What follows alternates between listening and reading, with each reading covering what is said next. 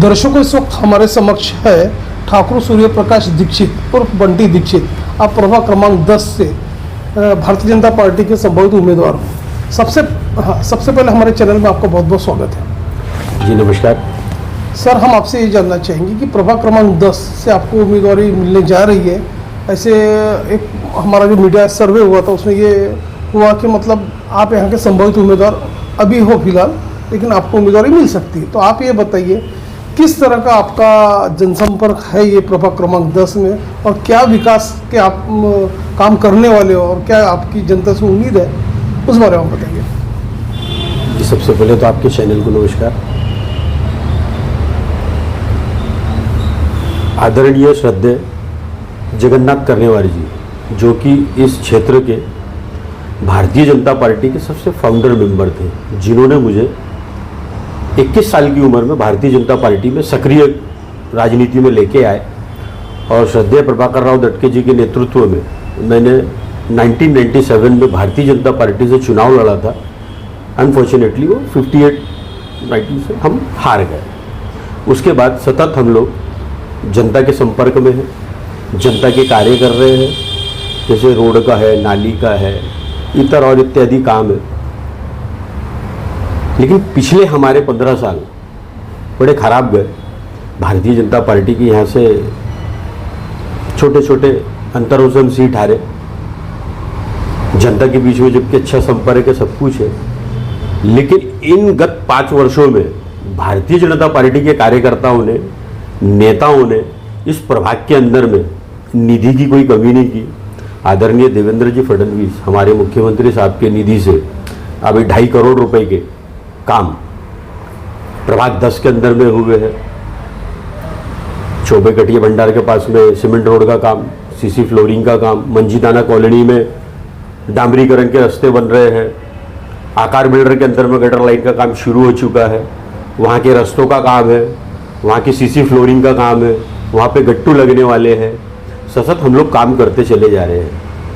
इन 15 सालों के अंदर में कांग्रेस के जो नगर सेवक चुन के आए, उन लोगों ने केवल डामरीकरण, गट्टू लगाना, इसी के ऊपर फोकस किए। राजनगर क्षेत्र की जो सबसे बड़ी समस्या है वहाँ की शुअर लाइन, जिसका काम करने के लिए कम से कम 12 से 15 कोटी रुपए की निधि लगेगी, जो कि हम लोगों ने अभी आदरणीय देवेंद्र जी फडणवीस इनके जानकारी में लाए हुए हैं। आदरणीय संदीप जी जोशी, आदरणीय माजी आमदार सुधाकर राव जी कोड़े, इनके मार्फत संदीप जोशी जी ने हमें यहाँ पे अभी मंदिर बनाने के लिए क्षत्रिय समाज का एक 10 लाख रुपए की निधि अपने पास से दी। कोई सरकारी निधि नहीं, अपने पास से निधि दी, और वो मंदिर का कार्य चालू है।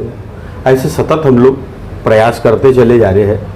और हम भारतीय जनता पार्टी के जितने भी उम्मीदवार हैं, भाजपा जिसे को भी टिकट दे, लेकिन उसका विज़न जो है आदरणीय गडकरी साहब के जैसा, आदरणीय देवेंद्र जी के जैसा। लोगों ने कहा था कि कोस्टल रोड बन नहीं सकता, देवेंद्र जी ने बना के दिखाए। अटल सेतु देवेंद्र जी ने बना के दिखाए। जिस तरीके से मोदी जी सोच रहे 2047 का, तो उसी तरीके से भारतीय जनता पार्टी के नगर सेवकों के काम करने की जो पद्धत है बदल चुकी है। वो भी सोचते हैं कि हमारे वार्ड के अंदर में सीमेंट के रास्ते बने ताकि वो 25, 30, 40 साल चले।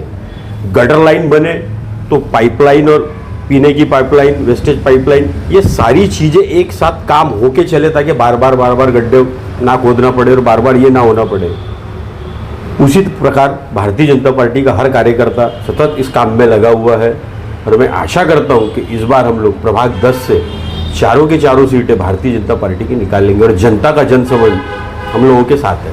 कई नागरिकों की शिकायत है कि प्रभाग क्रमांक में जो विकास जैसा चाहिए वैसा हो नहीं रहा, विकास अधूरा है, और जब वो जोन ऑफिस में जाते हैं तो वहाँ कोई सुनवाई होती नहीं, प्रशासक राज है, और यहाँ के नगर सेवक ने भी विकास की अनदेखी की हुई है। अब जबकि भारतीय जनता पार्टी की तरफ से आप एक विकास का विज़न नागरिकों के समक्ष लेके जाने वाले हो, तो आपकी जो प्रायोरिटीज़ रहेंगी विकास की, किस तरह की विकास होंगी? ये तो फडणवीस साहब ने सबने अपना निधि अलॉट किया हुआ है, आप किस तरह का विकास करोगे, उस बारे में थोड़ा बताइए। मेरा सोचना ये है कि जैसे यहाँ पे अभी पार्किंग की व्यवस्था नहीं है। आप अभी स्वयं दुर्गा माता मंदिर चौक से आए होंगे तो वहाँ पे पार्किंग की आपको बहुत ज़्यादा दिक्कत जारी होगी। हमने प्रशासन को बोले, लेकिन अभी प्रशासन होने की वजह से वो ध्यान दे नहीं रहे, और नगर सेवक की बहुत ज़्यादा आवश्यकता है, और उस नगर सेवक की ज़्यादा आवश्यकता है जो इन सारे कामों के ऊपर ध्यान दे। यहाँ की पाइपलाइनें पुरानी हो चुकी है, यहाँ की जो गटर लाइन है, अब देखिए पहले घर कम थे, लोग जनसंख्या कम थी, अभी जनसंख्या बढ़ गई है। अभी यहाँ पर स्लम एरिया है, सबसे बड़ी बात, एक छावनी ही नहीं, प्रभाग के अंदर में ऐसी 11 जगह है जो स्लम एरिया है। तो वहाँ पर जो पाइपलाइन पुरानी डली वो पुरानी हो चुकी है। प्रशासन को बोलो तो बदलने के लिए ये नहीं है, वो नहीं है, फलाना नहीं, ठिकाना नहीं, लेकिन देवेंद्र जी सतत अपनी निधि हर किसी को दे रहे हैं। और आदरणीय संदीप जी जोशी, इनके मार्फत हम लोगों ने तय किया है कि काम को किस प्रकार से करना है। इस क्षेत्र से 4 नगर सेवक चुन के आएंगे, साथ में बैठ के कि भाई एक मैप बनाया जाए कि किस तरीके से हमको काम करना है, ताकि आज डाली हुई पाइपलाइन कम से कम 50 साल चले। ये नहीं कि आज डाल रहे हैं फिर 3 साल बाद 4 साल बाद ब्रेक हो रही है और फिर उसको नया कर रहे हैं और ये हो रहे। अब वो एक आधी चीज हो तो बात समझ में आता है, लेकिन एक लंबे विजन में कोई भी काम चलना चाहिए। जिस तरीके से गडकरी साहब ने सोचे कि भाई नहीं ये डाले तो ये चीज 50 साल चलनी चाहिए, तो उसी तरीके से भारतीय जनता पार्टी के नगर सेवकों का या हमारा जो कार्यकर्ता है, इनकी भी सोचने की जो क्षमता है अब वो अलग दिशा में चलने लगी है। पहले हर कोई यही चाहता था यार मेरे इधर का डामरीकरण हो जाए। अब वो डामरीकरण के अंदर में ब्रेकर लग जाते थे, बरसात के पानी से हर साल डामरीकरण खराब होता था, फिर डामरीकरण करो, तो फिर उसमें एक नया प्रयोग किया गया, आदरणीय गडकरी साहब ने किए कि भाई सीमेंट के रोड बनाए जाए, आजू बाजू नाली बनाई जाए, उसकी सतत साफ सफाई होती रहे। लेकिन इन पिछले वर्षों में जो चुनाव नहीं हुए नागपुर महानगर पालिका के, तो प्रशासन ने जनता को, तो जनता को जो समाज सेवक है इनको भी बड़ी तकलीफ दी है। भारतीय जनता पार्टी के ओर से जो दिग्गज नेता है उनका मार्गदर्शन तो रहा ही है यहाँ पे, और निधि की भी कोई कमी नहीं है। उन्हीं के मार्गदर्शन में आप आगे का काम करने वाले हो, ये तो निश्चित ही है। तो आप ये बताइए कि यहाँ पे लोगों की एक डिमांड है कि मतलब आपको भारतीय जनता पार्टी की तरफ से टिकट मिलना चाहिए, क्योंकि एक जाना माना और एक भागता हुआ कार्यकर्ता के रूप में आपको लोग यहाँ पे देख रहे हैं। आपकी तरफ जो है कामुखी, रात दिन आप एक्टिव रहते हैं लोगों की समस्याओं के लिए, जनसंपर्क भी आपका अच्छा सघन है और जन आशीर्वाद भी आपके साथ है। तो आप ये बताइए यहाँ के जो नागरिक हैं उनके लिए आपका क्या एक मैसेज रहेगा, क्या आप निवेदन करोगे कि यदि आपको टिकट मिली तो किस तरह से आप उनको एक मैसेज दोगे कि भारतीय जनता पार्टी को जीत के लाना है? थोड़ा उस बारे में आप बताइए। पिछले 15 साल से यहाँ पे विकास की गति बहुत कम रही, विकास की भी गति कम रही। अब लोग बोलते हैं कि नगर सेवक क्या रोजगार दे सकता है। यहाँ पे कांग्रेस का नगर सेवक होने की वजह से विकास इसलिए नहीं हो पाया कि जैसे देवेंद्र जी के मार्फत से रोजगार मेड़ावा चलता है। पिछले बार पश्चिम नागपुर में रोजगार मेड़ावा हुआ और आपको जानकर खुशी होगी कि 1.5 लाख लोगों ने उसके अंदर में पार्टिसिपेट किए और कईयों को वहाँ पर रोजगार मिले। ये नगर सेवक वो काम नहीं कर पा रहे।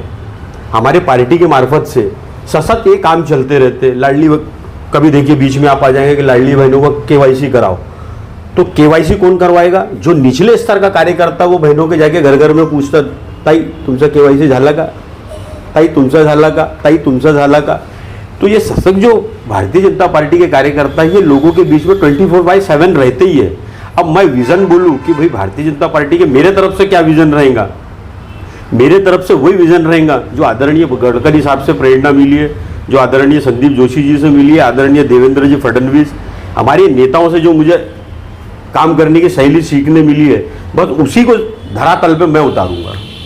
ओके, तो दर्शकों ये थे ठाकुर सूर्य प्रकाश दीक्षित, जो कि बंटी दीक्षित हो आप, प्रभाग क्रमांक 10 से भारतीय जनता पार्टी के आप उम्मीदवार हो और आपका सक्षम नेतृत्व है इस प्रभाग क्रमांक 10 में। तो 24/7 आप अवेलेबल रहते लोगों के लिए, हर समस्या की आपको जानकारी है, सघन आपने अभ्यास किया हुआ है, यहाँ का जन आशीर्वाद आपके साथ है और आपने अपना समय हमारे चैनल्स के लिए दिया और जो विकास के मुद्दे के बारे में आपने विस्तृत हमें बताया हमारे चैनल को। तो निश्चित रूप से यहाँ के जो नागरिक जो आपको देख रहे हैं लाइव, वो आपसे जुड़ेंगे और आप हमेशा उनकी शिकायतों को निराकरण करते रहोगे। और आपने अपना समय हमारे चैनल्स में दिया, उसके लिए आपको जी धन्यवाद। नमस्कार। Thank you.